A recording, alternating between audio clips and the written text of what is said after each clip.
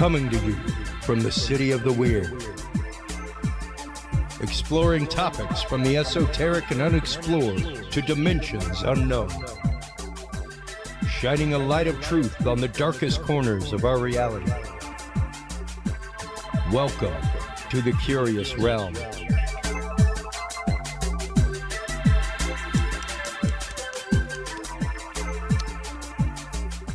Well, hello everybody, and happy Tuesday night.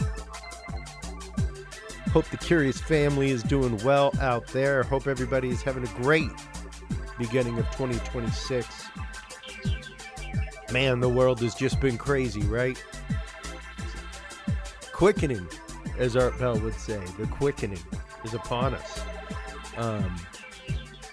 Man, I am looking forward to. I've got some road gigs coming up, stuff like that. Never fear, though, folks.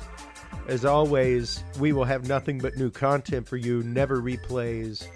We've never done replay. We've never done a best of episode or anything like that. Always new content for our audience here at Curious Realm. So while I am gone next week, you will have the pleasure of being joined by Jason Quitt. We will be talking about the amazing crystal Auralite 23, its origins, and dispelling the myths. That's a lot of what this show is talking to researchers specifically about dispelling myths and understandings about topics. And one of the big ones for me, you may regularly see me with a crystal in my hand. I'm big on crystals. I love them. For those of you out there, sorry, it's one of the only, quote, woo things about me. But quite literally, there is a huge misunderstanding with so many crystals out there in so many markets, and people sell things all over the internet and ask ungodly gobs of money for things that are simply not real. So we will be talking about real and fake crystals, and specifically Auralite 23. We will also be joined by Jason McLean to discuss the world of paranormal reality, the idea of what the realities behind researching paranormal events, behind researching paranormal topics and these communities, peeling back some of the communities, and what some of the issues facing those communities are. That's also part of our topic tonight. In the second part, after our quick commercial break, everybody, we will be joined by our good friend and also co-founder of the Symposium of the Strange in San Antonio, Ryan Edwards, Cryptozoologist. We will be talking about some of the issues facing the community of cryptozoology and how we move research forward as a community in these things. And part of our dispelling misunderstandings tonight in our first segment, here's a video that was recently sent to me by my good friend Rod Nichols of Bexar County Bigfoot, also in San Antonio, also one of the co-founders of the Symposium of the Strange. And I was like, we've got to come on, like you haven't come on in so long and talked about the research you do into Sasquatch structures that you are finding here in Texas, things like that. This is an amazing video showing some wild craftsmanship. So welcome back to the show, Rod. How are you today, my friend? Hey, man, it's good to be on. Thanks. Absolutely. Thanks for having me. Always great chatting with you, man. So much so that, like, I looked at the clock and it was like, oh my God, I was supposed to start our timer 4.5 minutes ago. Hey, we're two guys talking shop, man, shooting the breeze, two friends, you know. That's it. Just reconnecting, man. Well, and I met you many years ago now, actually. And I want to say it was Texas Bigfoot was where we met. I think so, yeah. If I am not mistaken. So, yeah. And once again, I am fascinated by, my brother was the one that was like, you need to go over and talk to this dude. He was like, he's got some pictures and stuff on his phone that are wild, man. And that's when we met, and I got into your research, and I had known of a few other researchers who had put things up, stuff like that. But this is something that you have been into for a long time. How did you come to found Bexar County Bigfoot, Rod? So I really have to give props and thanks to a friend of mine, Rick Tullis, who kind of helped me along the way, and then Christopher Noel, I think of the BFRO in Vermont, who kind of helped me, set my feet on the ground and have a decent, somewhat understanding of some of this stuff, even though we don't know a whole lot about it, but at least give me some background, some wisdom in what this is all about, and all this stuff. So I started back in 2018. Bexar County Bigfoot started back then, and it started with me really and truly just binge watching a Utah Sasquatch. I've got maybe Utah Bigfoot. It was a YouTube channel, and watched all of these videos on this guy's channel, and everything that he presented, was really intriguing, because I had no recollection of what wood structures were or any of these things. And he showed footprints and talked about his own experiences with these creatures out there. But one of the things that he really focused on was wood structures, and some of them were near areas where people, where people traffic was, and it just really blew me away. So he challenged everybody on the last video and said, hey, if you think that I'm putting you on, you think this is a hoax, you think this is, crazy or whatever, he's like, here's the criteria, here's the methodology, go out, use it, and see if you find one for yourself. So I obliged the next day, and the same day I went out to go look for a wood structure. I found one, and it blew me away, because I utilized the methodology, and I thought, somebody's put me on. This is ridiculous. There's no way. And so that started me on that journey, and I've been doing it ever since 2018. Actually, we're coming up on 8 years of Bexar County Bigfoot, I think, or 7 years. Yeah, 8. I can't remember. I'm not good at math, but yeah, I mean, and so ever since then, I've been glued to that so-called alleged evidence, and come to find out, across the nation on different states, you can put some of my wood structures that I've found up against somebody in California, Northern California, or Arkansas or Oklahoma or Maine, or people find these things all over the place. And my question about this was, why is it? It's all connected. It's all connected by one prominent creek, greenbelt, called the Salado Creek, which is very historical in San Antonio. Yep. And there's wilderness parks that are connected to this prominent creek, and each one of these parks has these wood structures in them. Now you got to look for them sometimes, or sometimes they'll present themselves just like you saw at the video you showed, where it's right smack dab in the middle of a playground, surrounded by forest, but it is a part of the Salado Creek. And so, that got me thinking, why is that? There's consistency. There's some of this stuff is almost the same in construction. Some of it's a little different, but it's all connected. And it blows me away that I'm finding this stuff off of that creek. So that's been my main focus. The other creek I will say that I do look at as well is another creek in San Antonio called Leon Creek, which is another big greenbelt creek with a water source, just like Salado Creek has as well. And so it has other wilderness parks that are connected to it with just as much wood structure. So, either we've got people coming out of the woodwork and build these things and just trying to just freak people out, or it could be cryptids, but it's here's the funny part about it. I've listened to so many encounters, Class A encounters, where the person that lives in a rural area that's backed up against a national forest or a wilderness park, and they say, man, I saw this weird teepee looking thing on my property. I've never seen that before, or a little wigwam thing, and I've never seen that before on my property. And then, oh man, here's the creature. Why are these things connected? So, I have to wonder if these are, the evidence of such a creature, whether it's a dogman or Sasquatch or what have you. I don't know. But I have to be able to be my own detective. And here's the one thing that I like to tell everybody is that not everything is Bigfoot activity.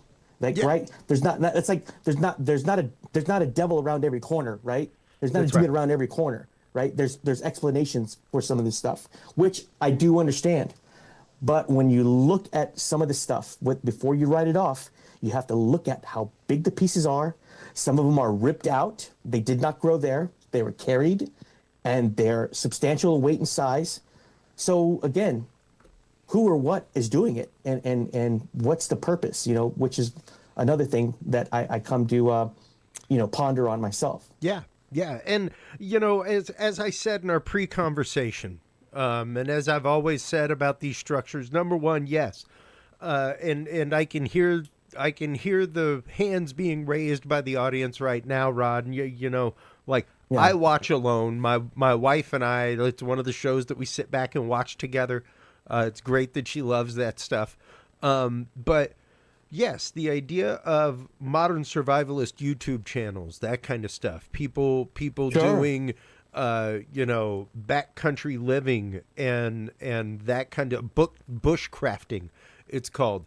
Sure. And I will bring up the sad and all too true reality of the staggering percentage of homeless people that are veterans. And many of those, special forces, Green Beret, things like that, all kinds of stuff. Yeah. So when you're talking about this, and once again, if you look at this, look in the background, like that is a public park. Like it's Yep. not like this was way out in the backcountry on somebody's deer ranch 12 Right. miles removed from civilization, something like that. Right. In Bandera. This is literally in the middle of the city. And once again, like I said in the pre-conversation, I am not disposed to think a homeless shelter, because there's not a lot of sign of actual living in there. No trash, Right. anything like that. If it was to be, let's say, a group of Boy Scouts that were earning a wilderness badge, something like that, sure, absolutely. But I would say no to that, mainly due to the fact that it's still there. Right. There's Right. not a scout leader in the world that would give you the badge if you left a trace, because that's Yes. the Boy Scout way, is like no trace left behind. When you leave the campsite, it's the way you found it when you got to the campsite. Right. Very So good even point. if you build the shelter, you disassemble the shelter. Yep. Things like that. So they wouldn't have left the shelter up. They would have put the debris back where it was. Things like that. And just so you know, folks, don't go out and start building shit. This is kind of like stacking rocks. All right. Like, believe it or Right. not, you're messing up microclimates of ecology with critters and bugs and all kinds of things, moving all that debris. And I'm here to tell you right now, for those of you that are raising your hands and going, what about Rod? Rod's got the time. Rod does not have the time to I don't. like I know Rod personally. Rod does not have the yeah. time nor the personal interest in going out and building these things and taping them and taking pictures of them. But the pictures that I've seen of yours over the years, and the growing number of them, is fascinating, Rod. Fascinating. It's very odd behavior for a human. Yeah. You have to admit. I get. Well, it's in a playground, Rod. So Yeah. probably parents helping their kids build this thing. Look at the pieces involved in this. Yeah. I mean, we're talking pieces that are 12 inches in diameter. Some of them, 8 foot, 6 foot Yeah. tall.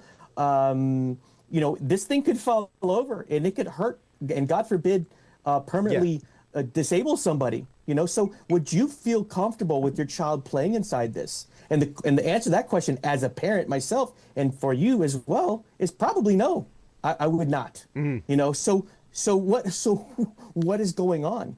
And why are they so prevalent and connected to the creek and connected to these wilderness parks, where by the way, the habitat supports big game. There's a water source nearby. The big game I'm talking about is white-tailed deer. And then you've got the now this is where I kind of get into the whole what I think it could be. I do believe that some of this stuff is cryptid in origin. I really do. Sure. And I do believe that it is I'll tell you, I think these creeks are being used as highways, and I think this activity is done at night. It's not done during the day, obviously, because I think I would have run into one of these things as many years as I've been doing it, or maybe they're that darn good, and which they probably are at hiding. But why is it so prevalent? And why am I finding these? And why are some of these pieces are ripped out of the ground? They didn't grow there. So who's taking the time and the effort to build this for what? These things don't keep out the elements. That thing doesn't keep out the rain. It may not keep out very much of the wind. So what's going on? So understanding that this type of behavior and this activity is connected to cryptids based off of, like I said, some of the Class A encounters that I've heard with these very reputable podcasts that have had people come on there and said, yeah, I saw this weird looking thing that was built like a little teepee or what have you type of wood structure, and it's connected to them having an encounter with the creature. Now, why is that? And so looking at this thing and look at the construction of it, look how crude it's built, how crudely it is built, and some of it doesn't even make sense.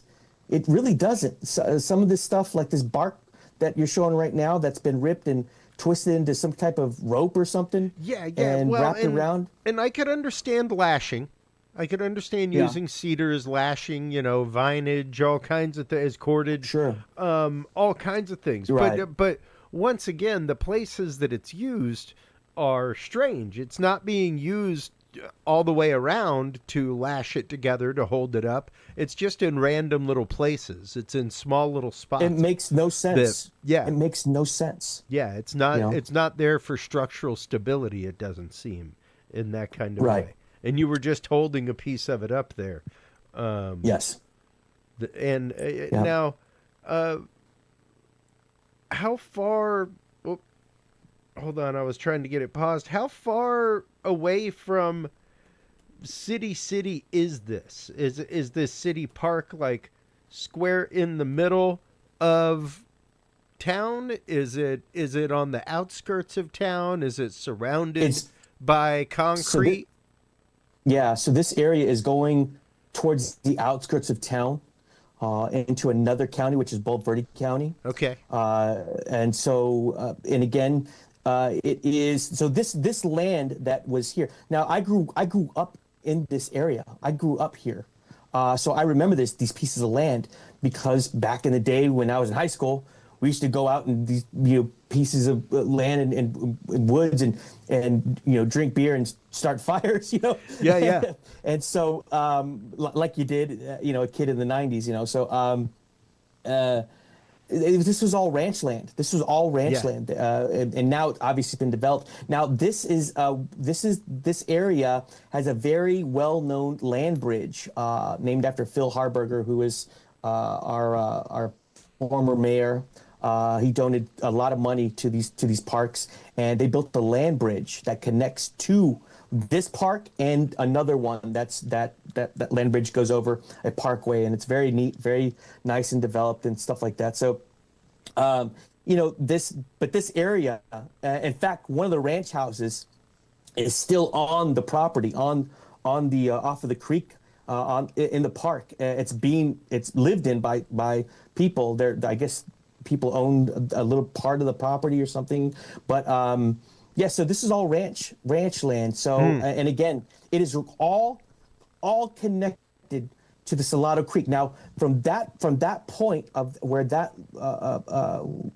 playground is at, I can go about north, I would say, not even a quarter of a mile northeast, and within like a minute or two or a few minutes, I'll be there at the Salado Creek, where it is big and wide, and there's lots of wildlife in there.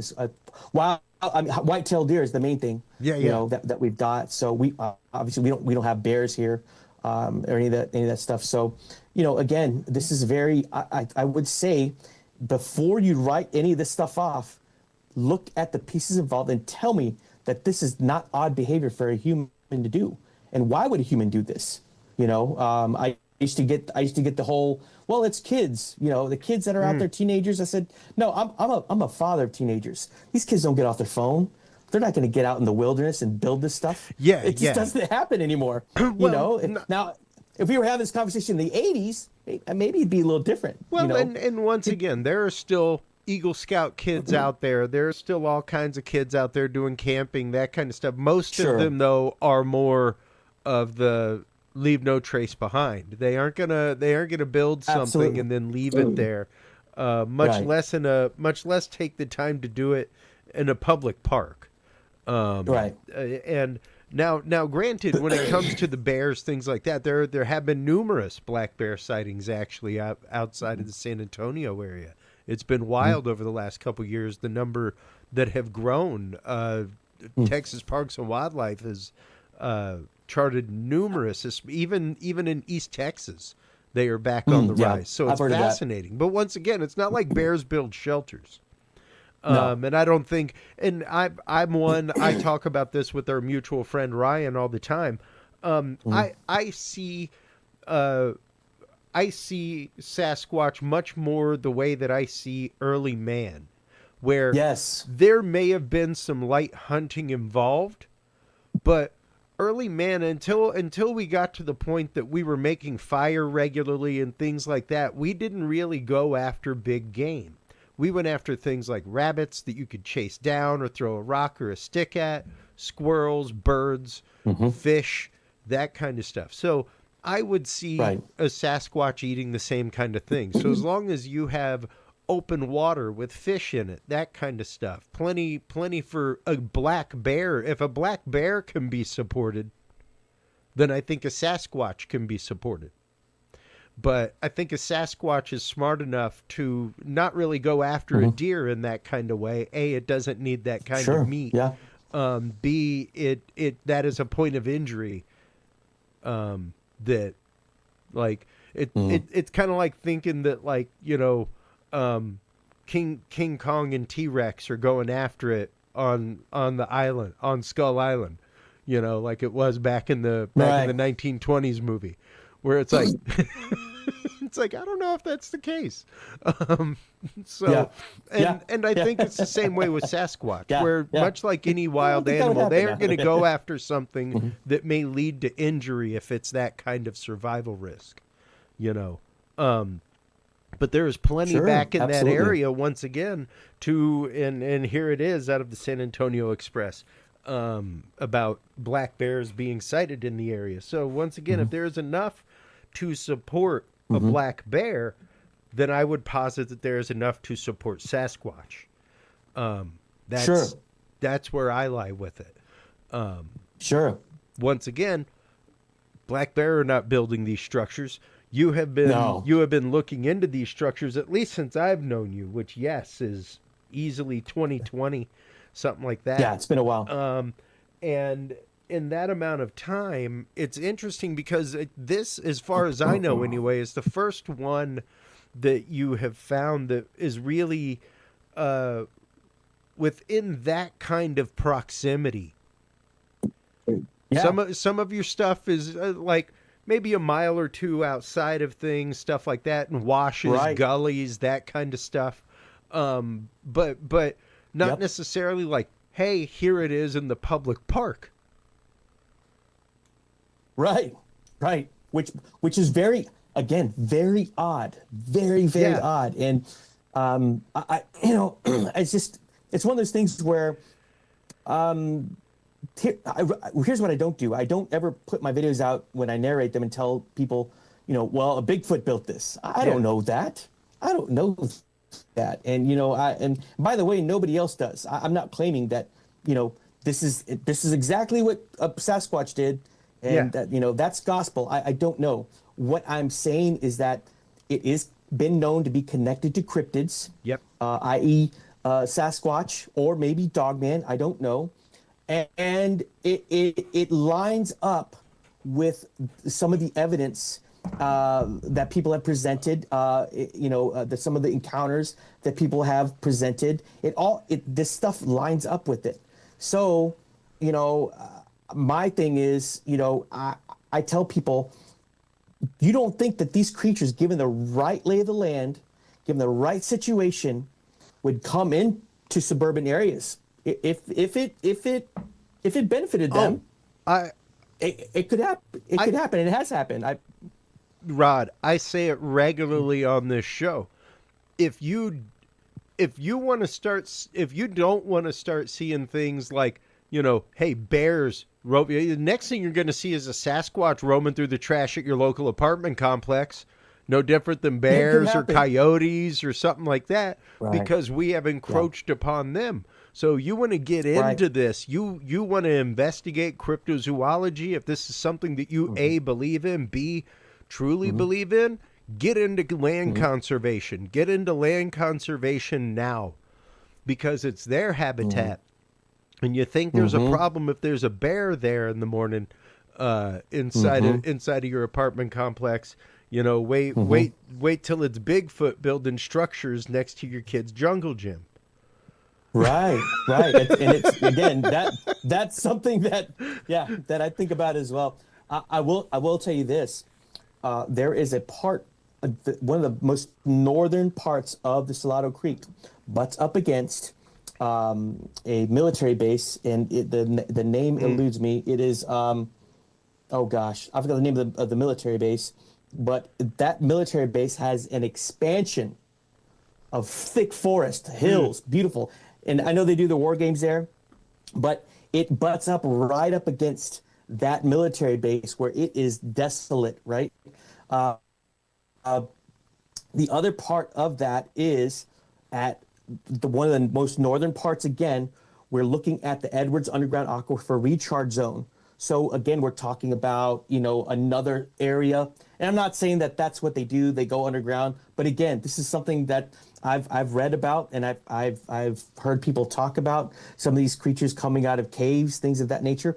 But also too, if you look at the amount of cave systems underneath San Antonio, I think it looks like it's in the 600s, maybe 500 or 600 underground caverns and caves in San Antonio. So you've got a lot of possibilities here that just kind of tell you there could be something down there. It could be something in this forested area, in this military base. We don't know, but I find it very interesting. And I also find it very interesting that some of this stuff actually lines up with some of the people that have encountered these creatures that live around in suburban areas, that live off of creeks and rivers and green belts. So it seems to me like it's become like a highway of some sort, and so and that's what I've been stuck to, has been that wood structure thing. And for me, if I look at a piece of land, a forested area, it has to make sense. I can't sit there and go, oh, little forested area, there's got to be Bigfoot, evidence. Yeah. I don't know that. What does the topography tell me? Is there a way in and way out of that in the form of a creek or a green belt or a river? That there has to be some type of highway or some type of passage within that area, So it just makes sense to me. And that wood structure there is adjacent, probably about 50 feet from that wood structure smack dab in the middle of the playground. Interesting. So it's right next door to it, within the wood line. That is wild. And oh, sorry, that's from another guest. Looking at those kind of things, especially the idea of, and I'll bring up some other pictures from you here, Rod, that you had given to us previously. Here's some more of the pictures that you sent us for this episode. Let me get those up here. And you have found everything from large structures like this one that you sent the pictures of to small lean-to type structures, all kinds of things. And once again, some of these you would have needed a couple people to move some of these pieces. Because they are big. They are absolutely large pieces, and there are some of them, and especially the pictures that you'd sent me for previous episodes. that Yes. like show tree roots, stuff like that, like full on stumps, all kinds of Right. things. So it's The root system is truly pulled out of the ground. fascinating. Yeah, Yeah. yeah. And once again, these are Yeah, these are one large, of big them- pieces that would need multiple people to move them. So Absolutely, they would. And I've documented structures as tall as I had a 6 foot man stand up in one of these things. So they can get really tall and they can get kind of, small as well. But I guess I want to say the MO is kind of the same. It's they're bigger pieces used as a brace, like a tree, and they're leaned over, or yeah, you rarely find some that are actually standing on their own, other than maybe a teepee or two that I've seen that have had big pieces leaned up against each other to make that teepee. But yeah, so very odd behavior. And the last time I think that after I had been on your show, the last time, which is a while back, I have had the pleasure of a chemist. He has a PhD in chemistry and DNA studies out of Harvard University, and he got a hold of me, and I took him out with me, and I showed him a couple of these structures, and he was kind of like dumbfounded. He was like, "This is tremendous! Like, I've never seen anything like this. Like, it was very odd behavior." He said, "I've also taken a wildlife biologist out with me from North Texas University, who again had really no answer for me as to what this could be, or he was both these guys are believers, so Sure. they feel like it's something that's could be close or connected to cryptid activity, but they were if you were there, you would have seen the look on their faces. It's astounding when you see it, so Yeah. when you see them, and so I've got two scientists that I've kind of stumped, and why is that? I just well, I don't know. and that was going to be one of my questions: was do you regularly, aside from photographs, and I know I've asked you this before, and I'm once again more than happy to help you build a private page to do so. But are you gathering geolocation of all of these structures that you were finding, like a GPS pin, whenever you find them, Tagging to try them. and basically, to be able to try and find a path or something like that? So pinning them Yeah. is on my. That's what I do, is pin them on my map, which is what typically. Yeah, and I mean, But you can pull and actual again, GPS coordinates from a pin. So but that's what I was going to There you ask. go. What other data are you gathering? Like directional facing. Are you gathering bits of the wood that have been handled, like specifically the stuff that's twisted, things like that, to try and gather DNA off of it, that kind of thing? Because especially if you're eating and moving around, like you may get saliva, you might get all kinds of usable DNA off things that have been handled in that kind of way. So are you doing that? Absolutely. Yeah. I have had the one gentleman with me who's doing DNA studies. He's taken some samples, and we were supposed to kind of convene at the symposium, which we have to postpone. So I don't know what the outcome of that is yet. So but so I mean, you've there was had one stuff spot that's that I gone took him out for to. testing. So you have material that has gone out for testing. Yes, as far as I know, yes. That's epic. That's great. Yes. Yes. All I gotta say is, some of the stuff some of the things I showed him, he felt like one area. It was really interesting. He felt like one area was like a burial ground. Oh, He wow. just was like, man, this feels like there's stuff that's buried, So again, Interesting. it's just. And then I also directed him to an area where there's a lot of creek has a oh gosh, it has fresh spring water coming out of it. Beautiful, clear, cold water. It's amazing. That's the structure there you could stand up in. Yeah. Right there. Yeah, that and that's thing. that's what I'm saying. That's When one. when you look at some of these, like these are massive pieces Look of at timber. that. Look at that. Why would a person try to build that? You know, it just doesn't make any sense. Yeah. I mean, look at that. Yeah.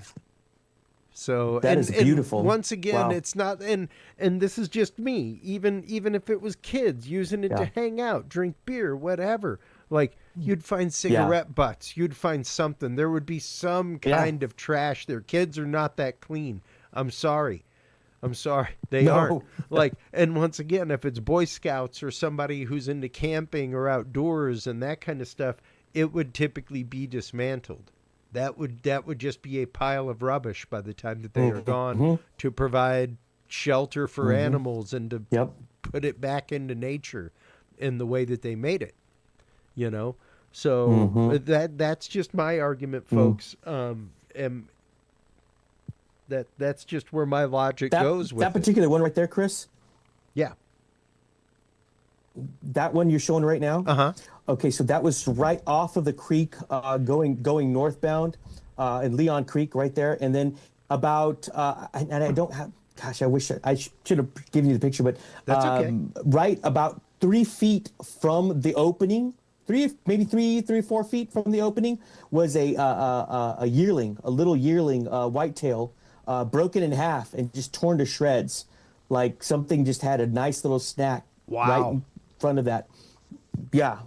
Wow. So that was that is wild, man. And how often are you out in the field looking for this? And out of let's just say out of every 10 trips, Rod, what are your odds? What are your odds of finding something? How frequently do you find something?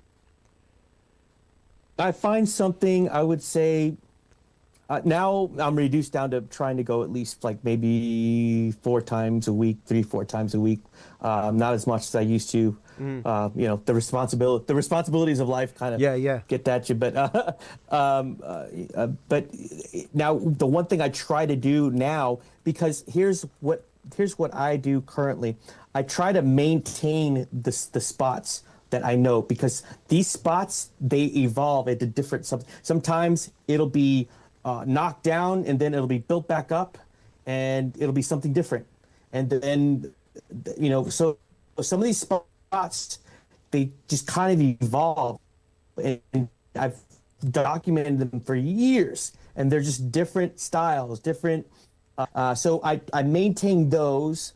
I try to keep tabs on currently what's going on with those. And then what I'll do is I'll try to map out maybe a new park, whether if it's small or big. If I can find a new park that's connected to the Salado Creek again, I'll go and I'll check that out. And it's I would say, gosh, I mean, I'll be honest, maybe about 65% of the time, you know, when I map out something, I'll find something. Not always, but I think a large percentage, the majority of the time, I definitely do find, you know, something, because now I've got a kind of a methodology myself, right? So again, the first thing I'll do is I'll go look at the creek, look at the park that's connected to it. Where's the water source? Okay, so let's look at the lay of the land. Is it a huge place where people go? Is it not? Is it, you know? And some of these places are, I'll be honest with you, they're kind of sketchy. So you just gotta be careful. A lot of homeless people that may not want you around there poking around. So well, and that's, I was just about to say, as our good friend Chester Moore says, you know, the most dangerous thing in the woods is not the animals. It's other human beings. It's other people. It is. So I have to be careful. Yeah. But most of the time, I'll you know, I kind of crack down where to look and where I believe there might be some activity, and you know, go at it. And then sometimes it's totally opposite of what I thought where it would be. You know, and so, you know, those are things I have to be prepared for. But yeah. Nevertheless, I have a guideline at least of what I'm doing. Yeah, yeah, and I don't want you to give away too much, but for those that are wanting No. to go out and do that kind of stuff, what would you recommend that they look for? Are there particular areas to look Hmm. for this kind of stuff? Particular geographic Yeah. zones, that kind of stuff.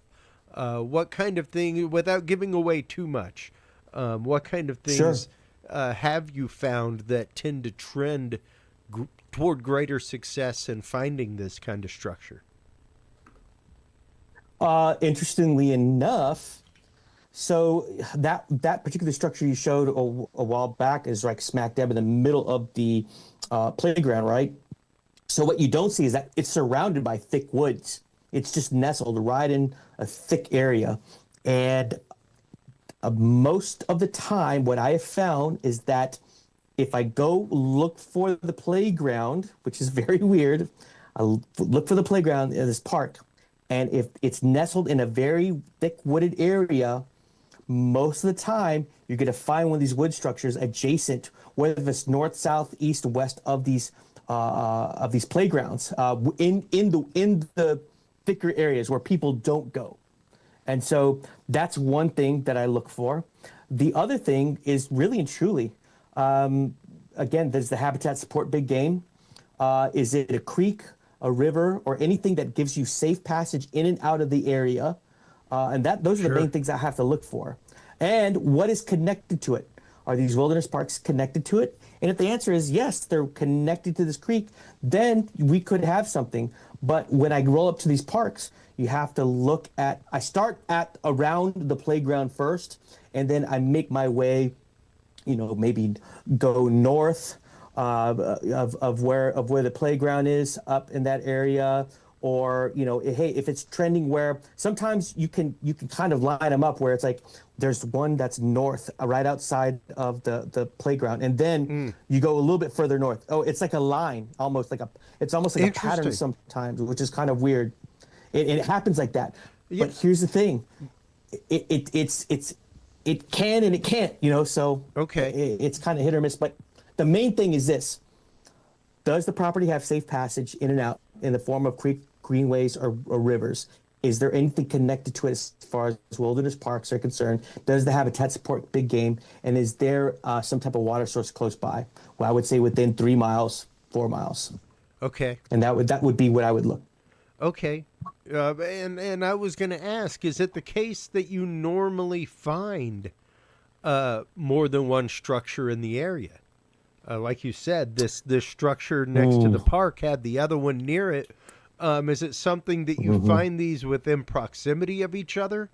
That if you Yes. find one, that you could start spiraling out, and within a mile you'll find another one, or like have you metriced anything right. like that? Yeah. So No, I haven't given any as far as like how many feet or Okay. yards or whatever. Sure. As far as the metrics are concerned, but to your point, what you brought up, there's one in proximity of that. That is something that I find a lot as well. Like I would say about 65% or 75% of the time, you'll find something close by to it. From one structure to another type of thing. And you'll find that they're, like this one, mere yards away from the other one. You just got to be. Here's the other thing. You got to be really careful. You're not videoing anybody, without their consent. Things of like that nature. You don't want to, Yeah. because you're dealing with the public, so you have to be very careful. I tell everybody, don't just roll out to the wilderness parks and just start videoing the playground. That's not a good thing to do. no, I'm absolutely not. very careful. All of these videos and some of the stuff I find in these playgrounds, they're like bright as like dawn, right as the park opens and nobody's there. You know what I mean? Or it's dusk. Yeah. Or it's been raining and there's nobody there. I really can't stress enough, not to go out and start videoing in these areas when there's traffic. This is not a good thing. So Those are things I do not do at all. Yeah, yeah, and that's just it. I think that is one of the hugest conversations that I love having on this show, whether it's UFO, UAP. Like, good God, man, the number of times I've said on this show, please stop shining laser beams at things that you don't know what they are. Absolutely. Like you could literally be blinding a pilot. Like, you are risking people's lives to do so. Yes. Yes. So Yes, the same thing absolutely. with this, the idea that like this is an open carry state, man. Like and a concealed carry. So you don't know who's doing what. You don't know who's got what. Don't go around just videotaping people, especially in parks where they're working out, or where children are playing, that kind of stuff. Like, you can land in some hot business real quick, even though you were doing something extraordinarily innocent. But once again, looking at this, like, this is some big pieces right over here. Now, granted, Look at that. yeah, and there's the playground right over there to the right. Like, you can see the court. You could see it. Yeah. So Now, I will say, somebody brought up something when I put out this video, and they're like, "Oh, where did Bigfoot get his saw?" And I'm like, "Okay, the piece is cut. Big deal." I don't think if this is a cryptid origin that they would sit there and go, "Oh man, I can't use that piece. It's been cut." yeah, They'll never know it's yeah. new. I mean, that stump that they left here is something for a mom to sit on for a little while, or something like that. yeah. Like, yeah. I don't think they'd be beyond using it. I love it when people speak on behalf of something they don't know nothing about, or we don't really know that much about. Yeah.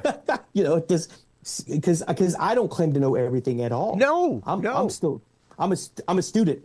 And that's just it. Nobody here, and that's something that we say on the show regularly, something that we talk about at the symposium regularly. There ain't no Bigfoot expert. You gotta prove Bigfoot before you have a Bigfoot expert, folks. There are experts in primatology. There are experts in fingerprints. There are experts in all kinds of parts of cryptozoology that look into Bigfoot. Even wildlife experts like our mutual friend Chester Moore, that kind of stuff, who can track animals, all kinds of things. However, there ain't no Bigfoot expert. Sorry. You may be an expert on the lore, the history, all kinds of things, the mystery even. But to say that you're an expert in these structures would be a huge misstep, because you're still trying to figure them out as well. Like we're saying, there are just a few things that don't seem to add up, because once again, I'm not going to put it past the fact of maybe it's somebody who was, camping, whatever, that builds these things. However, most people like that are tearing it down before they leave. They aren't leaving it up. Same thing with anybody that was a vet, that kind of stuff. If you were vet enough to have been in the branches of military and parts of military where you were taught this kind of survival, CERT training, that kind of stuff is where you learn this. Like, here's how you build a survival shelter. They don't teach that to every grunt in the Marines. They don't teach that to every boot camp recruit in the Army or the Air Force. It's not what they do. That is specific training that goes to specific people in specific fields. So even those people, like, it's part of your training to tear it down so that you aren't tracked. Things like that. Like, you leave no trace behind for good reasons. So that kind of training stays with you. It's not something that goes away necessarily. You don't see a whole lot of refuse as far as people hanging out encamped there, or just hanging out, drinking beer, smoking cigarettes. There's no Joni Loves Chachi carved into the tree. Sorry, I just aged myself horribly. You gave it away with one of the most horrible references ever. But things like that would normally be like the junior high school hangout just off the woods where the cops can't see you, but close enough where you could hear mom. That kind of stuff. That isn't present in these things. No. So Not at all. Not at all. we've got about 10 minutes left. And even the fact of, hey, we had some massive floods this last year. Floods move a lot of things. Like they will move trailer parks down the road, all kinds of things. So to think that Absolutely. something like this, especially, let me bring back this frame of this, because it's a good example of how somebody might think that, like, oh, well, maybe floodwaters did this. Maybe floodwaters brought it up. Everything else. You would see a lot more backwash. You would see a lot more Absolutely. stuff like displaced bark from the playground over there. Right. A whole lot more driftwood type stuff. Everything else. Not that moving floodwaters couldn't lift and move every single one of these branches. It absolutely could. You wouldn't see the leaves on the ground that you see, or the grass that you see. You would see tons of drift along with that. Absolutely, you would. So yeah, I think it's it's pretty apparent when it's flood, obviously, but to break it down the way you did, that makes all the sense in the world. I mean I like the way you put that. So well, once again, our efforts here on this show are never to debunk. They are to have an open mind. My job, as I say regularly, I am a skeptic. I wear my S like Superman. I am ready to pull it out and use it, because my job as a skeptic is to be waiting for the evidence, or data set rather, that changes my mind. And to maintain an open heart and an open mind with those things, Rod, because if you have a closed mind, then you aren't looking for more data, and that's not scientific whatsoever. To dismiss all of these things offhand, I think is very short-handed, very short-sighted when it comes to that kind of stuff. and I think ahead. chances are you've probably been in one of these parks and passed right by this stuff and never given it a second thought. And I just don't think that this is human activity. Tell me how any of this makes sense. You know what I mean? Like it doesn't. And even from you talking about a military perspective, a Boy Scout perspective, they pick up and they clean it up, and like nobody was there. That's the whole purpose, right? Yeah. So this stuff is being left right there, and these pieces are huge. I have seen the park workers come in on a couple of occasions. Work crew, even, because of the fact that some of them are cut. Maybe they're chopping it down for timber, taking it out, clearing it out, so it's not a fire hazard. That is not how it would be stacked to cut. It wouldn't be organized in this kind of way. And it makes I guess maybe it makes sense to do it if you're trying to milk the city clock, Could be.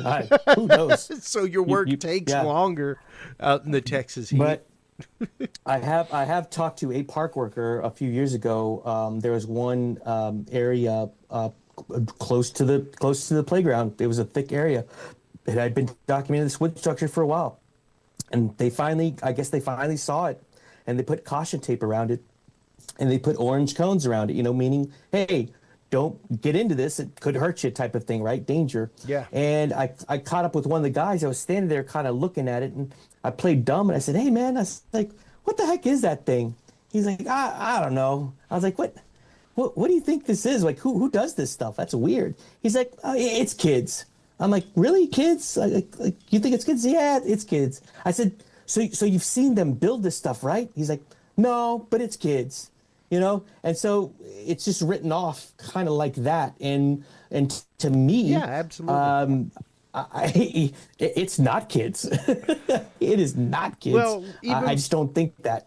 And this right here is the stump I was talking about. If you watch here, folks, I will pause it on screen as it comes up. Right here to the right. Look at the size of that thing. Look at the size of that. Yeah. It is massive. That is a massive stump.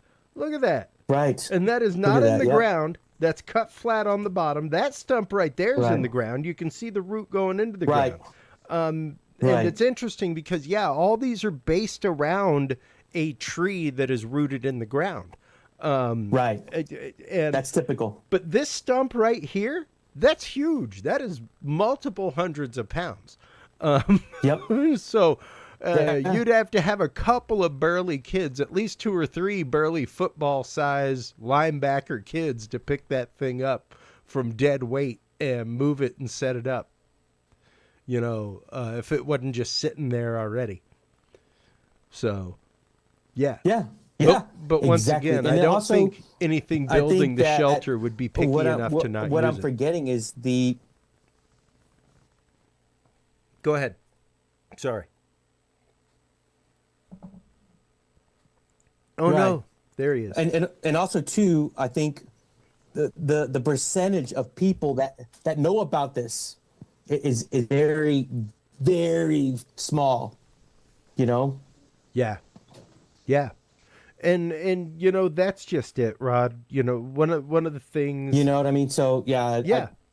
Yeah, and that's where we come to the conversation of data and finding other people, finding people to share data with, finding people because it's like I say all the time, if you've had an experience, if you have been walking around and you saw something like this while you were walking down the city trail, stuff like that, and you had a question and you started thinking about it, like science began. You are now a citizen scientist. Like the scientific method started in your head. It began. Right. So the idea of science doesn't happen in a vacuum.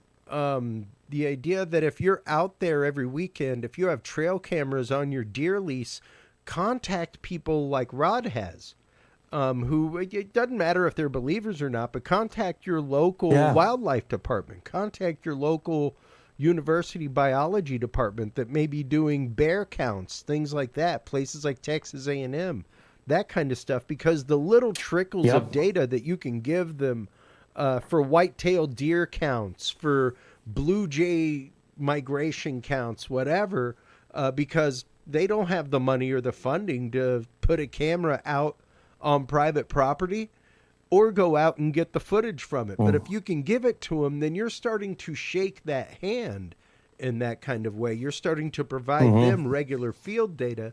And it's not strange when you bring them something different from your field camera. It's not strange when you bring them pictures of something like this and you're like, what's up with that?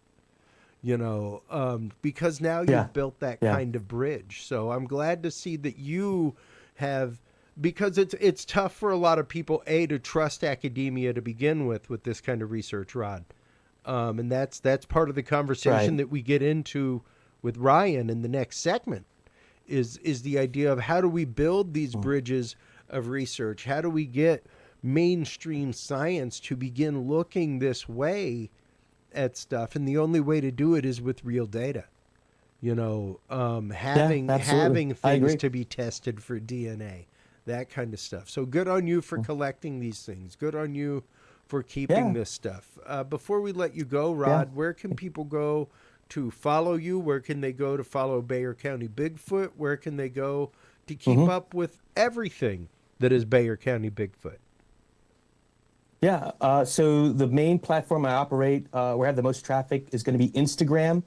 And it's Bexar County Bigfoot, Bexar County Bigfoot on Instagram. And as far as the YouTube channel is concerned, it's the same thing, Bexar County Bigfoot. TikTok, the same. I do operate on all 3 of those platforms. Facebook, I do operate on, but it's a very private group. You can ask to be a member, and then I'm just going to kind of look at your profile and make sure that you're not, some kind of troll or, this type of thing. So I like to keep that group a little private and small. But if you're somebody that's really interested in wanting to discuss the subject and exchange ideas respectfully, that's right. Yeah, absolutely. We want to talk to you. So you'd have to ask to be a member there and answer a couple of questions. But yeah, all through all the platforms, Bexar County Bigfoot. Look me up. Absolutely. Rod, thanks so much for your time tonight. Thank you always for your friendship, for everything that you're doing for the communities out there. It's always great to be involved with you and to see you everywhere, my friend. You take care, and Happy New Year to you and your family. Much love, brother. Thank you. All right. Take care, my friend. While you are online, everybody, it's always amazing. And once again, you have to keep an open mind about these things. Do I think that the greater majority of these? Yes. Yes. I am one that much like I think with UFOs, UAPs, paranormal, parapsychological, things like that, that the greater majority of these phenomena are things that we can explain. I think that the greater majority of phenomena in the sky are our technology or technology of contractors thereof, but there is a range of anomaly of 5 percentile to 3 percentile that is unexplainable, that falls within the realms of books like this, the desk reference of scientific phenomena and strange phenomena, and some of these structures, I believe, fall in the same realm. I don't think all of them do, but I think some of them do, because once again, they go beyond what you would typically expect somebody that does such things to do, and that opens up a conversation. And when we come back from this quick break, we will be opening up a conversation with our good friend Ryan Edwards, cryptozoologist, about some of the issues with the future of cryptozoology, what's happening in the communities, what cryptozoology and science can do to begin building those bridges, what cryptozoologists can do to begin building bridges with science, things like that. We will get into that and so much more with our good friend Ryan Edwards, author of Cryptids of the World and other books, right after this.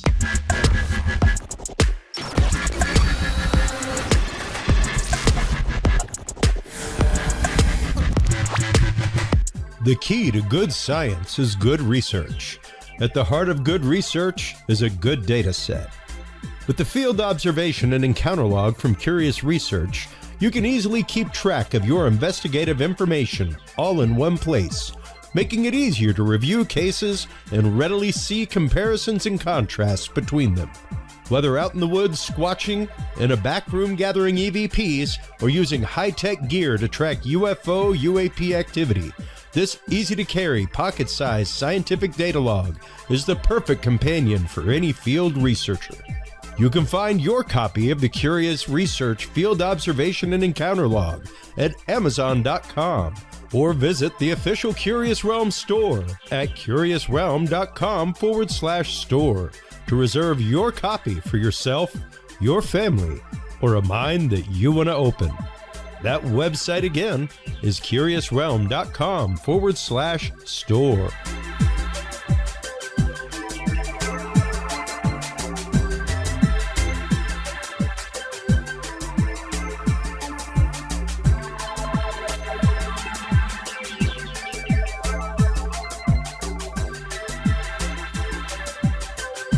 Well, hello, everybody, and welcome back from that quick break. And thank you so much for sticking around. Also, thank you so much to our sponsors, especially True Hemp Science. If you are a user of CBD products like I am, stop on by and visit truehempscience.com today. They have some amazing CBD products. Christopher Lynch and True Hemp Science use a spagyric process by which every part of the hemp plant is used. Seeds, stems, roots, buds, leaves. Every part is used, reused, and combusted and reused until nothing remains, providing an amazing spagyric product complete with terpene profiles and all.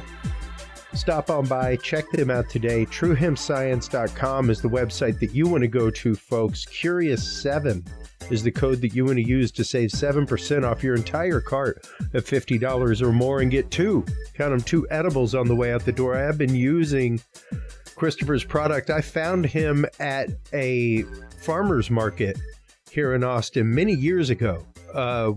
And shortly after finding him, I was prescribed CBD by my doctor. My doctor was like, I think you should try CBD, especially for your travel anxiety, things like that. So I sought him out, I found him, and I have been using his products ever since. Stop on by, check them out, folks. Once again, That is truehempscience.com. Curious7 is the code that you want to use to save 7% off your entire cart of $50 or more. Our guest in this segment is the amazing Ryan Edwards. He is the author of Cryptids of the World, as well as other books on the world of cryptozoology. It has been great to see you come to the point of writing all of these, Ryan. It has been fantastic. How have you been doing, my friend? Been doing good, just staying busy, just staying in it, working, things like that, research. Absolutely. And, it's interesting because one of the big missions of this show is demystification of topics. I'll never say like full-on debunking or anything like that. We are here for conversation and for exploring all kinds of topics and the fabric that makes them up. But one of the big things that I pride myself on, Ryan, is trying to make topics accessible to people who may not be involved or entrenched in those communities. Some of these things can seem very, very nebulous. One of those is cryptozoology, and it's funny to me because I think of so many of them. Cryptozoology is oddly looked at as very I guess not science horribly, when actually it is literally the root of biology and science in and of itself. So let's kind of start cracking this nut and getting into the misconceptions of cryptozoology and where these lead people to misunderstanding the field. Of course. Well, that's something, especially in my research, I always come to is cryptozoology. Think about it. When you go look for cryptid books at a library, where do you find them next to? Right next to UFO ghosts, conspiracy theories. And part of me is okay with that. I get it. You kind of fit it all together. But one thing that I kind of have an issue with is, to an extent, because people like to correlate everything that's unknown. Like, UFOs, ghosts, and cryptozoology. Those are like the big three, I say, in like the paranormal field. But if you break down the word cryptozoology, just the Greek ideas, crypto means hidden. Of course, zoology, research of animals. So literally it means the study of hidden animals. It doesn't really talk about anything that's paranormal in reality. It's something that's truly based in science. If you look at really the grandfathers of cryptozoology, Bernard Hoovermans, Ivan T. Sanderson, even Lauren Coleman, these men were originally researchers in biological fields, psychology, and explorers. And then they discovered cryptozoology. And they really established a field in it. So a lot of people, they see cryptozoology as a study of monsters or a study of things that go bump in the night. Well, like with my research and something we both do, Chris, is we try to break that away and bring in the science of it, because ology is in the name cryptozoology. It is a science. It is a study.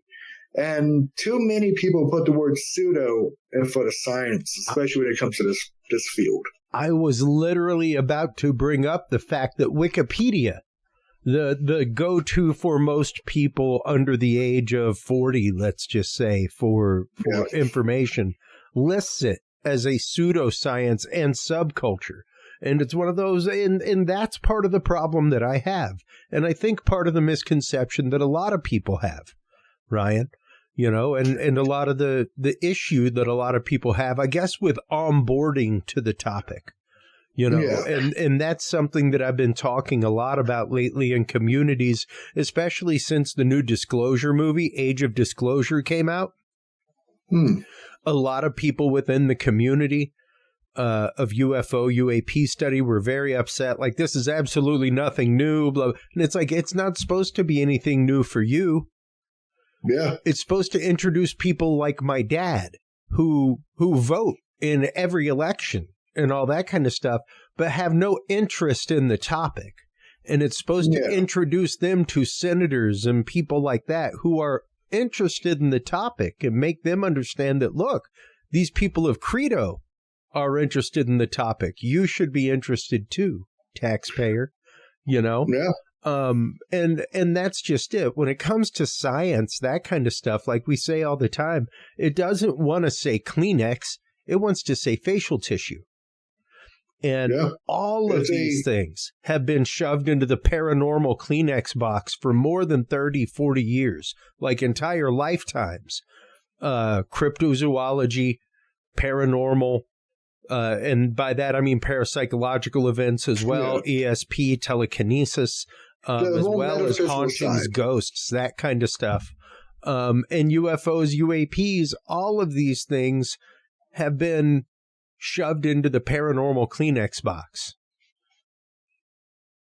Yeah. And like with me, like science is about compartmentalization. It's about breaking stuff down. And have you heard of Bigfoot? Yeah, I've heard of Bigfoot. It's a guy that walked with a bunch of wooden feet up in Northern California.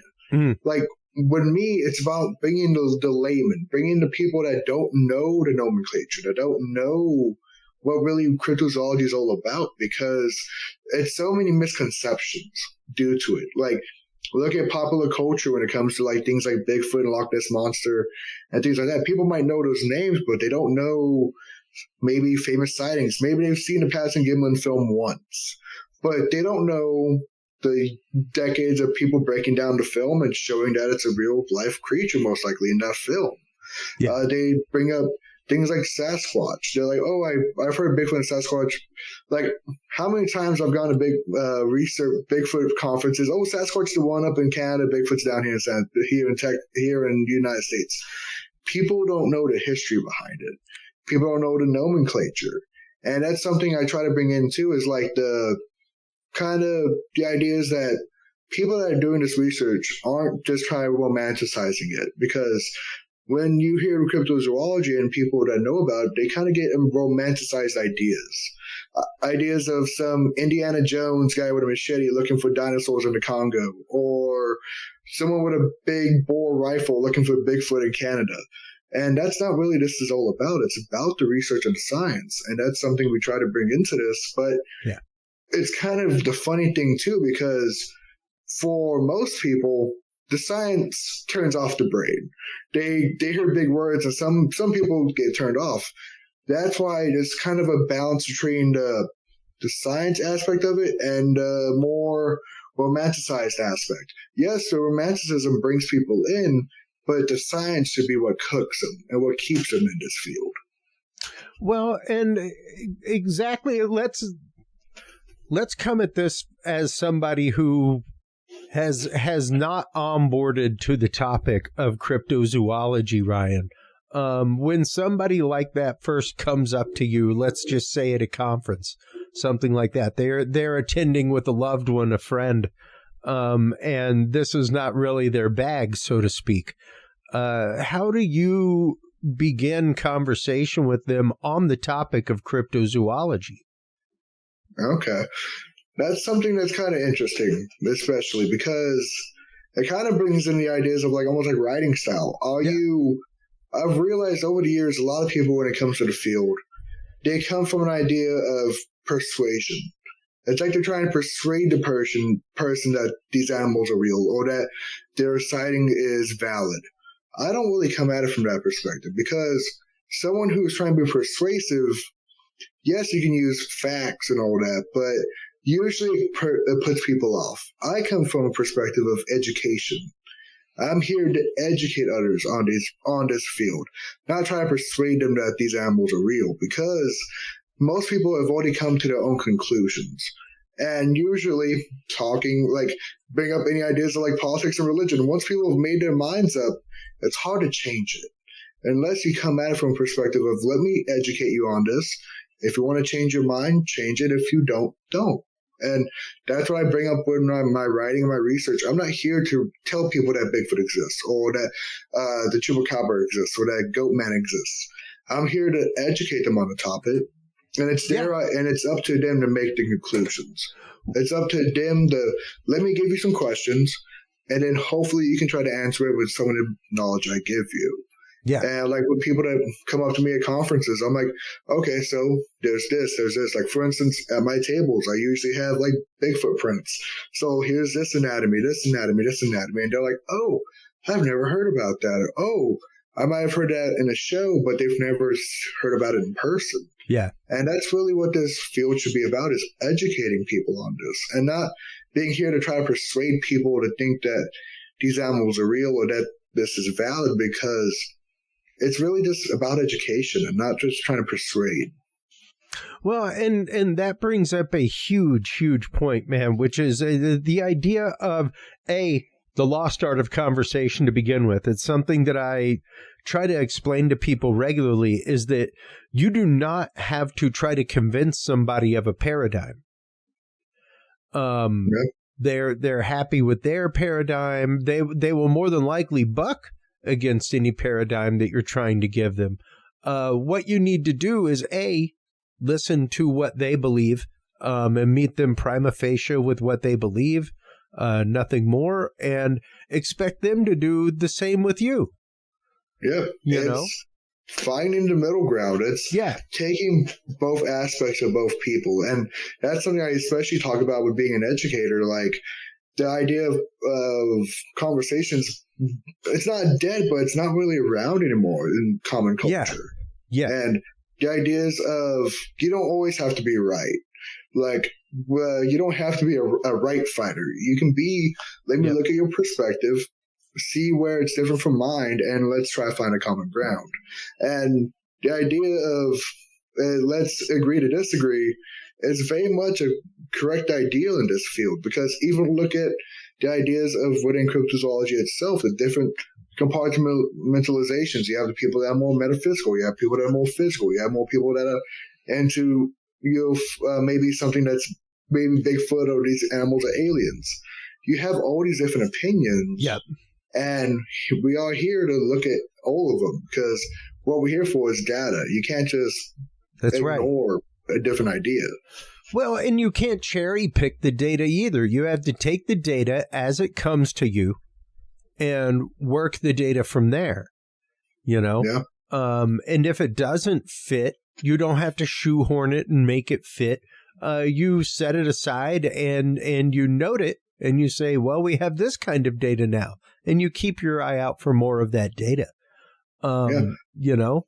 But it is fascinating because, this is quite literally what we're talking about, folks, is literally the source of the Aper versus Woo camps, you know, and the idea of one can't exist, you know? Yeah, I bring up ideas of quantum physics. Look at Schrodinger's cat. If something's not being observed, it's all states at one time. So within cryptozoology and all paranormal fields, I say we should bring it in that type of ideals. These creatures, these whatever they are, have not been discovered yet. So they are all things all at once until we use data to discover them. And once it's discovered, then we can bring in the ideas. And that's something I've brought up with multiple researchers and buddies of mine. Like, okay, let's just say Sasquatch is discovered tomorrow. Sure. Who's the people that research it? Are the cryptozoologists the ones that research from then on? Or will the primatologists come in and take over the research? And that's the idea, is that bringing in known sciences into a quote-unquote pseudoscience. No, exactly. And excuse me, folks, my water just tried to kill me. Speaking of evolution, but we don't have gills, Chris. But quite literally, that brings up a huge point. Should something like that be found, who at that point do you bring in? Do you bring in King Gerhard? You know, do you bring in Kenny Irish or something like that? You know, Lyle Blackburn, that kind of thing, because in whose hands does it fall at that point? Because yes, there are numerous researchers out there, the fallen Lauren Coleman, or not Lauren Coleman, Jeff Meldrum, included in that, numerous people whose work would be vindicated. Yep. And at the same token, yes, you have science and everything, but would they treat it in the same way now? Like, and that's the ideas of, like, for instance, within cryptozoology, so this is something that I discussed a lot during the Texas Bigfoot conference earlier this year, is the ideas of having true science within this field. Because something I've seen within cryptozoology and a lot of paranormal fields recently is a kind of step towards the storyteller. People that can relay a story and talk about eyewitness accounts. But what true research is yes, those are very important, but what does it mean? Okay, you saw a Sasquatch, cool. What is the data? Where did it happen? What's the location? What time of year? That's why, like, with researchers, I kind of bring in there's kind of two groups of researchers. There's the ones that are in the field doing the field research, and there's the people that are analyzing that research and analyzing the evidence. And that's something that the people that are in the field get a lot of the attention. They're the ones that have the stories, things like that, but also the people that analyze it. People like the late Jeff Meldrum, Ken Gerhard, people like Cliff Barackman. They're the ones that will, I won't say necessarily will prove the existence of these creatures, but are ones that we should look at because that's the science. And that's something that brings in, like with cryptozoology in general, is what sciences people should research ahead of time when they get into cryptozoology. Because, yes, monsters are real. I want to go monster hunting. That's awesome. But at the same time, make sure you have a scientific or at least a data-driven mind behind it and have some ideas on what type of sciences to bring to the field. Well, and let's get into that real quick, because that is a perfect time to bring this up in the conversation, which is understanding how to gather that data and what kind of data you need to gather. And yes, having an interdisciplinary knowledge of these kind of things, if you're going into cryptozoology, yes, you would want an interdisciplinary knowledge of at least local wildlife, biology, things like that, some generalities of biology of different species, that kind of thing. And that's something I look at with, like, certain researchers. Like, for instance, the late Jeff Meldrum, he brought into the Bigfoot field morphologies and foot anatomy. If you look at people like King Gerhard, he is someone who's very knowledgeable in ecology and animals. If you look at even someone like myself, I know a lot about paleontology. There's interdisciplinary studies that should be kind of brought into cryptozoology. Like, for instance, when I was a kid, I loved dinosaurs. Like, that's one big thing. And then I can bring that knowledge into cryptozoology and help out the research in this world. Because, like, collecting data is very important, and also knowing what that data means. For instance, I'll bring up Dr. Maria Mayer. She's very famous on Expedition Bigfoot, but she wasn't always a Bigfoot researcher. She was a primatologist before, primatologist still, and she researches Bigfoot. That's a great example. Someone who brings their pre-existing knowledge into the field. And that's something that really should be brought about and kind of really talked about and sought after in this field. Absolutely. And, not just in this field, but in numerous fields, Ryan, when it comes to this kind of research. The idea of, because you see a lot of people using a lot of equipment and a lot of shows, things like that. You see it on a lot of social media groups, all kinds of things. It doesn't necessarily mean that you have been trained in said equipment. Know what the actual range of detection of that equipment is, or anything like that. It's kind of like, okay, so I've found a signal with some detection software that is 5 hertz. That's pretty low. That's below Schumann resonance. All right. Schumann resonance being 7.8 hertz, the heartbeat of the earth, that kind of stuff. But can it come from natural phenomena? Absolutely. Sprites in the air, like red sprites and stuff that look like the red lightning, things like that. Like lightning itself will create 5 hertz whistlers and things like that. Earthquakes will create that. Drilling equipment will create a 5 hertz signal.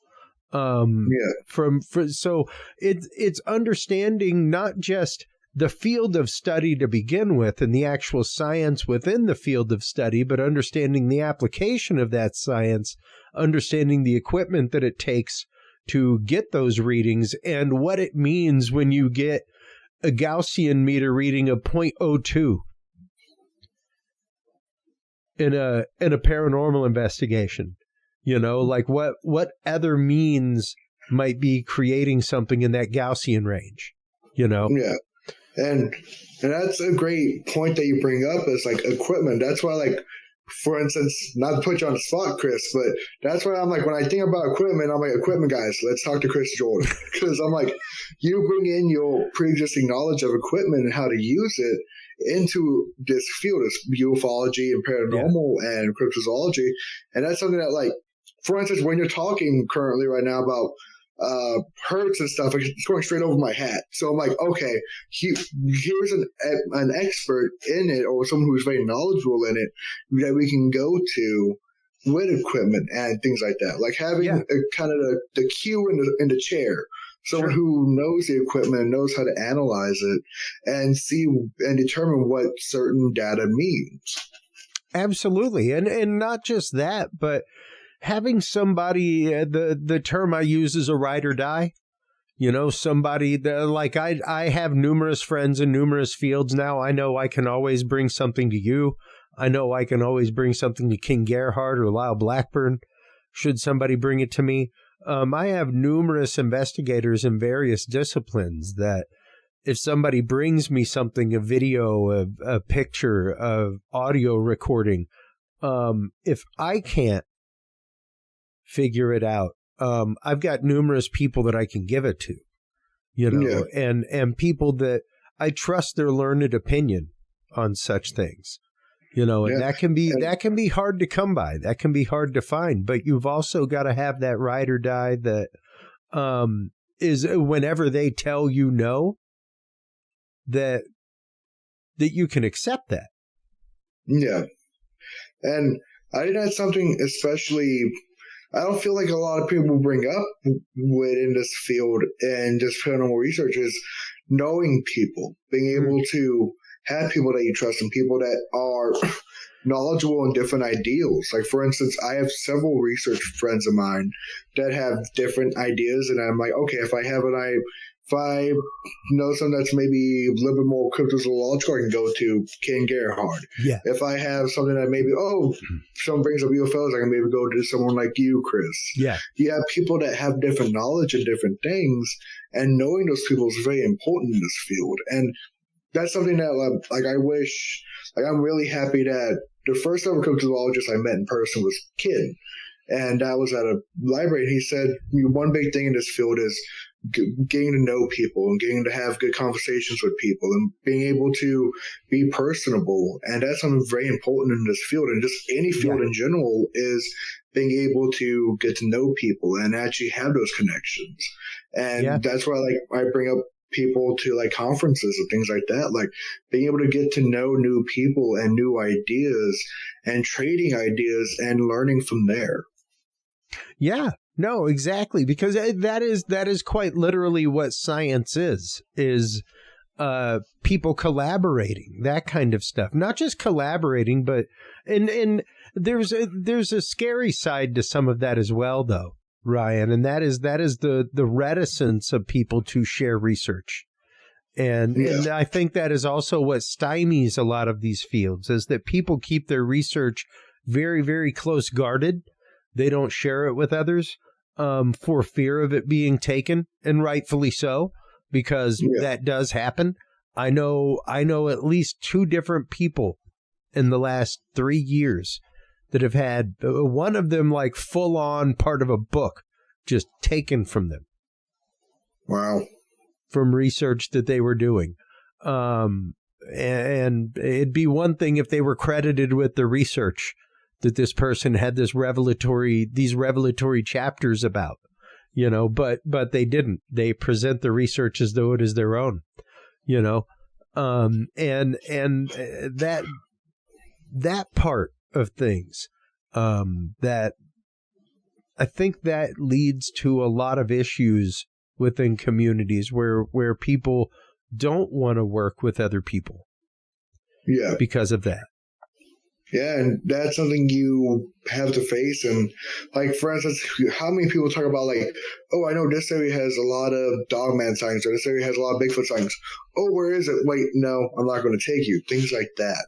Yeah. Of having your own information. Like, for instance, I bring up a lot of times when researchers pass away, all their files that they have of thousands of eyewitness accounts and research and data. What happens to stuff like that after they pass? Look at, for instance, the late John Green, his huge library and huge records of Sasquatch information that was spread out to other researchers. For instance, the late Jeff Meldrum, how most of his Bigfoot prints went to Cliff Barrickman. Things like that, of sharing information and sharing ideas and having not just different ideas that, for instance, we brought up earlier, the ideas like with Bigfoot, like Apers versus the Woo. Yes, you have 2 different pieces of information, but it doesn't mean you shouldn't share it between each other. Yeah. And see that common ground and be able to share ideas with people that you might have a different opinion. But one thing I tell people is that you learn the most when you talk to someone that has a different idea from you. If you have just an echo chamber, you don't learn anything. Yeah, no, exactly. And it comes from that challenge. That's something that I keep saying about the Sci Games that I attended this last year. The thing that I loved about it was the healthy competition of it.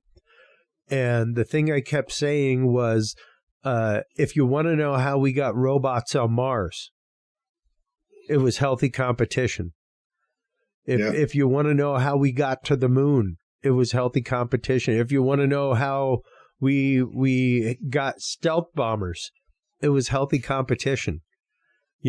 These problems were put forth, and it was like, here's the nut, now race for it. So good healthy competition within research fields is hugely important. At the same token, so is that shared data aspect. And even George Knapp said it in the last congressional hearing on UFO UAP disclosure. He was talking about, and actually rightfully so, lauding the contractors, the Lockheed Martins, things like that, who may have had engineered technology off these things and off these recovered technologies for years. He was like, good on them. They've done their job. They've kept the secret. That was their job. That's what we pay them to do, is to hide it in deep, dark places, research it, and figure it out. So good on them. But what he brought up, which I think is hugely important in all these communities, is he was like, I'm sure that they are now looking for an off-ramp with which they can collaborate. Yeah. Because eventually, if you have these things compartmentalized for so long, and it's only within this one special group of people, it gets very locked in within a way of thinking. Yes. And you aren't possibly flexing other possibilities of technological research that might be there, So you need that challenge to thought form. You need that onboarding of other people to the data in order for proper research to be carried on, and in order for that to grow in that kind of way. Yeah, like for instance, like with the ideas of like spreading the ideas and changing ideas, like that's something you see especially a lot in cryptozoology recently. One big example I like to give is how cryptozoology has changed throughout the years. Because when it first started, it was very much biology based, very much true to science. And for instance, one big thing is like how nowadays you have these more paranormal cryptids that are more seen. Like, for instance, one big example I give is the Dogman phenomenon. Sure. Back in the 1960s, 70s, you never heard of Dogman, probably. You heard of Bigfoot. But nowadays, you see a kind of shifting of ideas, a shifting of now there's Dogman sightings. Now Dogman's kind of the new kid on the block when it comes to cryptozoology. And a lot of Bigfoot researchers, like for instance myself and others, they look at the Dogman phenomenon and they're like, well, that's silly. Well, why are people seeing this in the woods? It can't be real. But me, I'm willing to be like, okay, so yes, it doesn't seem realistic, but hey, let me still listen to this side. Let me still look at the research and see the ideas that, okay, there is most likely something to this, and not just immediately closing off your mind to it. Because especially with some people in this research, they come at it from a very much biological perspective, which is very a good idea. But at the same time, just because something seems non-biological doesn't necessarily mean it's not real.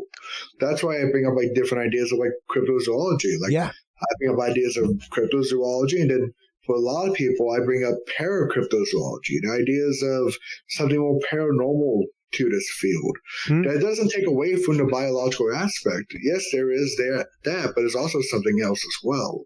Yeah. And how can we bring in those sciences of the biological to the more metaphysical side and bring in ideas from the paranormal and that stuff and kind of mix it all together? Absolutely. It's no different than having the myopic point of view of only nuts and bolts when it comes to ufology. You know, there may be other aspects there that we need to consider. And you've heard me say it. It's a rote phrase that I say on the show all the time. I believe that there is a large hominid being known as Bigfoot roaming the countrysides of America and other locations of the world. However, I believe that there is also something else that is firmly willing and able to use the tropes of our minds as a point of ingress and a point of consent to enter. You can see that as vampire. You can see that. You can see it as demon, angel. I really don't care what nomenclature you want to give it. But I think a lot of these things are rooted in that same way. You know. Yeah. And like that's the funny thing too is, for instance, myself, I'm very much an Aper. I'm very much Bigfoot and a lot of these cryptids are biological species. And it's funny, the second you say something like that there's something else going on here. There's something more, maybe something paranormal. A lot of people that are Apers look at you funny. Or they might be like, well, what are you talking about? I'm like, wait, I'm agreeing with you, but I'm also saying there's something else. That's right. And that's something I kind of feel like a lot of researchers get kind of almost offended to. But yes, I agree with you, but there's also something else to it. They immediately think, well, you're wrong. And that's an idea like, no, I'm not changing my opinion on something. I'm just adding a new opinion. That's right. You're not changing the original one at all. You're just adding more data. You're just adding more ideas. And adding more ideas doesn't necessarily cause the first idea to become wrong. You're just adding more data. Yeah, well, and you know, just because you are studying the phenomenology of experience and how these experience happens does not mean that you can completely cull the experiences that are tied with paranormal, because they are many and almost as many as just physical encounter, you know. So it's one of those, it's a data field that you almost have to set aside on its own and investigate in its own right, and that presents a whole other conundrum of investigation issues, which we've talked about numerous times. So you've seen Bigfoot and some orbs were with him, and he walked through a portal. Where do you start investigating? Do you start investigating with the Bigfoot? Do you start investigating with a portal or with orbs, or like which side do you start investigating from? Yeah, you know? And that's like, for instance, like with cryptozoology, is that like at the beginning of all this, we're talking about the breakup of the compartmentalization. Yeah. And yes, that is very much an important part, but at the same time, like what you said yourself, if you get too compartmentalized, you're not willing to look at different ideas. And like with cryptozoology in general, I view it as a biological field. It's the first step of zoology. Yeah. But also at the same time, you have to take in the ideas that there is something else going on here because of the word cryptozoology has kind of been altered due to like things like social media and stuff like that. For instance, myself, I get so many people that talk to me about like, oh, I heard this stuff about skinwalkers or wendigos, things like this. People's ideas of cryptids have changed. Yeah. And that's something you have to kind of bring into the field, is that one big thing is like these social, I like to call them social media cryptids or cultural cryptids that have come into recent years and have kind of muddied the water to an extent. And you have to kind of filter it a little bit and get to the true science. Well, even getting to the true folklore and separating folklore from social media, because folklore is a key part to cryptozoology. Once again, it's one of those like we've talked about with Adam Davies whenever we've had him on, and he's done expeditions with Nat Geo, all kinds of stuff, like going and look for the Yeti, all kinds of things. And he's like, it starts with stories. It starts with local stories from local populations who say this thing has been there for generations. From there, we move into the science of the creature itself, and could it be sustained in this environment? Is there a place where it would have water, food, a range to have home range in, things like that? Like, and if those things are there and the stories are there, hey, it's time to get some expedition funds together, but it's understanding that's a facet on the crystal that is cryptozoology, that you have to be able to start somewhere, and you start with the experience, and no different than science. Science starts with experience. It begins with observation. It begins with you seeing something or feeling something or hearing something, or smelling something in the air. That's the beginning of science, is a sensory experience. Yeah. And like, that's something I bring up too, is looking at the experiences and what do they mean. Like, one thing I bring into cryptozoology is like how you talked about Adam Davies, and I really brings in the ideas of like ecology and folklore together. Yeah. Like with me with cryptozoology, I look a lot into like origins of cryptids. Like, that's one thing that I don't think people have a realization about, is that with these cryptids seen around the world, kind of cryptid, they think, oh, it's some type of monster in the woods. But I'm like, no, it comes from somewhere. These things aren't like DLCs in a video game. They don't just pop out of nowhere. Yeah. What are the origins? Are they something prehistoric? Are they something that's maybe an offshoot, some type of evolutionary offshoot? Or are they what I like to call characteristics that have been combined, a combination of different ideas? Like, for instance, anthropomorphism has been anthropomorphized. Has it been maybe a different idea from an earlier culture that's been kind of altered due to modern ideas? That's kind of stuff you have to look at, because if you don't, you kind of don't. It's hard to get to the answers if you don't know what questions you're asking. You don't really know what you're looking for in the first place.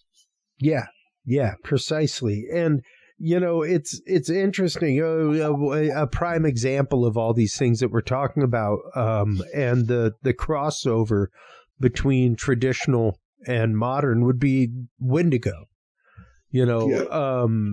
traditionally Wendigo was like a possessing spirit. You know, it was something that a man or woman was possessed by that drove them to do something, you know, and within the last many years, it has become like a deer-headed cryptid with antlers and human body, like all kinds of things. So it's fascinating to see that transformation into something else and exactly how fast that takes root. Yeah. You know? Like, for instance, the conversation I've had a lot of times recently, actually, is ideas like skinwalkers, the skinwalker phenomena. People bring in ideas of, so many people talk to me about, oh, the Appalachian Mountains it's like running full of skinwalkers and cryptids. And I'm like, well, technically the word skinwalker originates from the Navajo Nation. Yeah. A lot of other stories have stories of beings that transform, but skinwalker Yinahulushi originates from the Navajo. No other culture. But people still talk about these skinwalkers living in Appalachia and everywhere. But it's kind of like what we said earlier, the social media, the kind of ideas of, oh, there's this weird thing that's everywhere. But you have to break down the culture of it. Like the Wendigo. The Wendigo was originally an Algonquin story. But now in the modern day, you talk about people seeing Wendigos in all the way to Canada, all the way down to like Missouri and Florida. And you're like, is this the same phenomena, or is it just a different name? And that's something I bring in too, is nomenclature, using the proper name for different things seen around the world. Because, like, for instance, in the Appalachians, people talk about skinwalkers, but if you look at Cherokee folklore, they have stories of things that are very similar to skinwalkers, but they call them different names, like Ravenwalker, things like that. So people bringing in different names for beings, bringing different ideas, and really just kind of murk stuff up and mix things up and get people on a different idea than what the reality of it really is. Sure. And, you know, that once again, those things can take on a life of their own, especially off social media and the internet nowadays. The prime example that I give people all the time of that was Slender Man. And the literal almost human sacrifice by two 12-year-old girls of their best friend to a character that was a made-up horror competition on Creepypasta. You know? But people started posting videos of Slender Man. People started posting videos of him creeping around buildings, all kinds of stuff. And it became this thing with its own life. Yeah. Or even another great example is the Rake. The Rake was a creepypasta 4chan creature. And now people talk about seeing the Rake in real life. And people see that, and they're more likely to see the stories of people hearing about the Rake than knowing the true origins of it. And that's something that, like, we always bring up too on the show, and a lot of times is the research. Looking more into it and being able to be kind of a sleuth and ask the questions. Okay, people are seeing the Rake. Cool. It's a creepypasta creature. So what else? Look at the origins. Look at what the misidentifications could be. Look at what the thing could really be, because not a lot of people ask those questions. They might hear the story. They might see the whatever is going on, but they don't really ask the questions and do the research. And that's what really this is all about. It's cryptozoology, ufology, metaphysics. It's about doing the research and really asking the questions, because without questions, you can't get to the answers. Yeah, precisely. And, you know, especially when you're talking about topics like this, because once again, it's hard to onboard people to a scientific discussion, to an open-minded scientific discussion to begin with. Most people, once you say, I would like to have an open-minded scientific discussion, immediately fall into very specific camps. Yes. So it's like open-mindedness has immediately stopped. Let's just talk about science. Yes. And it's fascinating to see that because at that point, thought experiment stops. And that is so much of what science is the idea of being able to have that thought experiment, being able to consider things that may not be, and that phenomenology, the idea that there may be a phenomena within the data set that requires additional research in and of itself. Yeah. You know? Like, one thing I always tell people, like, earlier when we talk about, like, conferences and things like that, and when people come out to me like, well, I don't think Bigfoot's real. You think Bigfoot's real. I'm like, okay, let's take a step back. I just want you to do this thought experiment for me. I'm wrong. And you're, Bigfoot is real in your mind. Change your mind. Put yourself in my mind. What would that person's reality look like? Okay, let's do a thought experiment like ghosts are real. Okay, what else could be out there? What other questions can you cause from that? Because a lot of times, for instance, heck, the first ever cryptozoology book, On the Track of Unknown Animals, Bernard Hooverman's had more question marks in that book than periods. Yeah. Because you want to ask more questions, because one question leads to two lead to three lead to 10. That's what you want to do, because you can kind of empathize with someone, put yourself in their mind, and see from their perspectives and see from their paradigms. Well, yeah, precisely. And that brings us full circle to that conversation about conversation, Ryan, and that willingness to have a conversation and even onboard people to the conversation in gentle ways whenever you're approached because sometimes it can be a little confrontational when people come up. Like they're very obviously not about what you're about, and they're there to let you know that they're not about what you're about. And it's like, why are you here? You're here to cause trouble, aren't you? But that's the thing. People aren't willing to look at from the other side. They're not willing to empathize with someone else's mind, and even not necessarily say they're wrong, because let's be honest, a lot of people don't like saying they're wrong. Just what if? I always like to put that into people's mind. What if you're wrong and Sasquatch is real? What other things can you start questioning from there? Because it kind of really brings into different perspectives and different paradigms. Well, and more importantly than that, what other things would you be willing to question from there?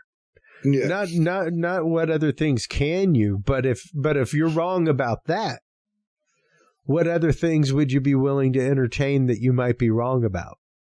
Yeah. You know, and I think that's what honestly truly scares people, is that people like to think that reality is in their own little box.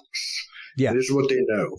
They don't like those perspectives, and looking at maybe not necessarily that you're wrong, but that maybe you were educated in a certain perspective, or you were taught a certain way. And that isn't necessarily bad or anything like that. It's just a different paradigm. It's just a different idea. Yeah, precisely. And it's one of those, you don't really know. You don't have to be right. You don't have to be right. Yeah. You don't have to be worried about being wrong. All you have to do is worry about learning more. And understanding more, because once you get to the point of agnostically looking at things and losing that concept of, I'm worried my paradigm will be crushed, I'm worried my paradigm will be changed, I'm worried what I personally believe for most of my life will change, things like that. Once you can get past that and get to the point of knowing grows me as a person, as a part of the universe, as a cog in the universe, it grows me. Then your want to know things just gets bigger. Yeah, that's something like I always bring up as being an educator, like being a teacher. I always tell people, I'm not here to just make sure that I give you my opinion. All the teacher or educators do is open a door. And that's what I do with cryptozoology. I'm opening the door to to this reality. It's up to the person to walk through it. Yeah. It's up because a lot of people, this is something that a lot of people don't like to admit, you don't know what you don't know.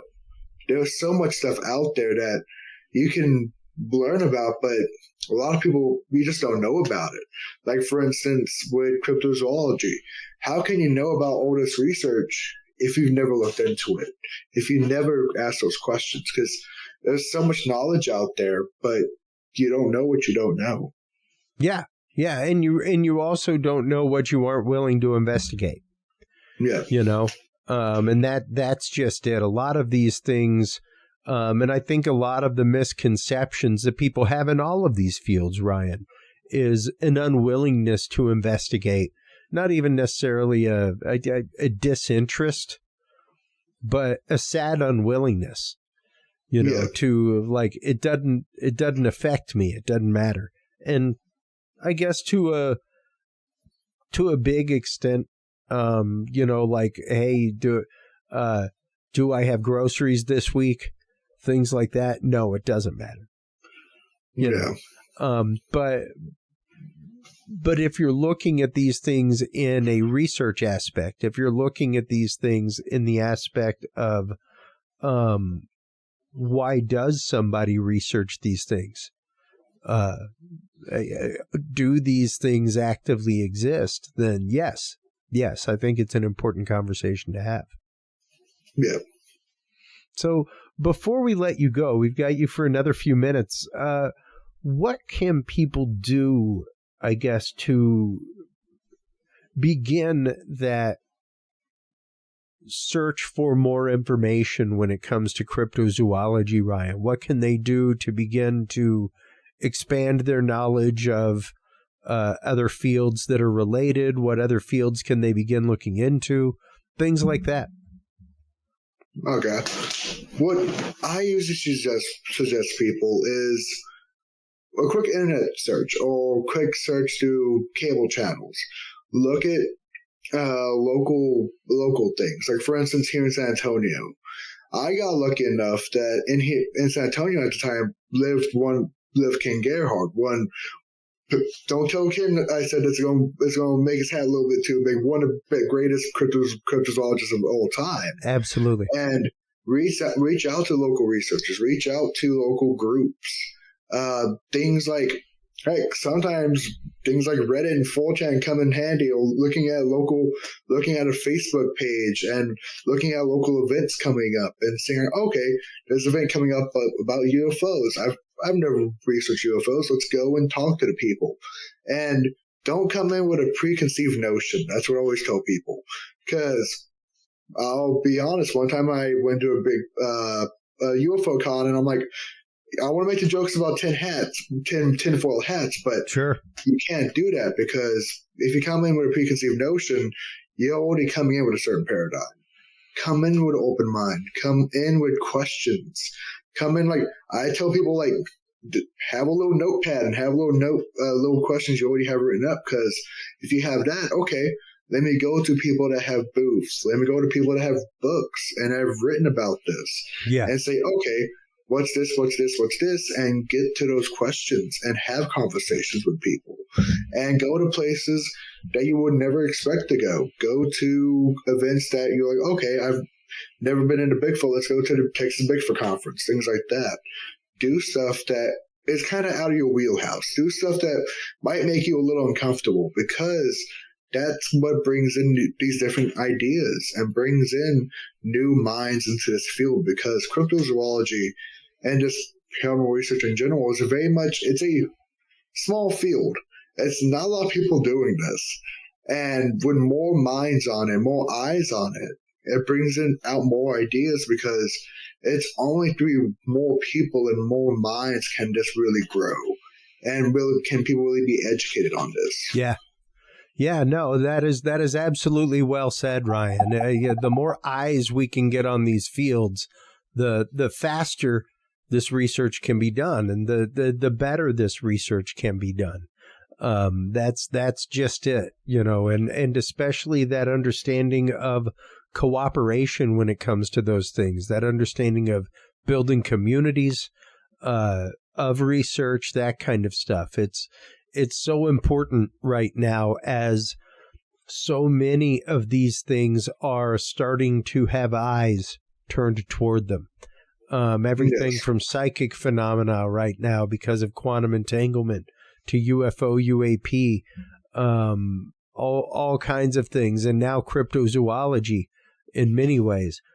So I want to thank you so much, as always, for coming on, for breaking these things down with us, for getting into these conversations. It's always great talking with you, my friend.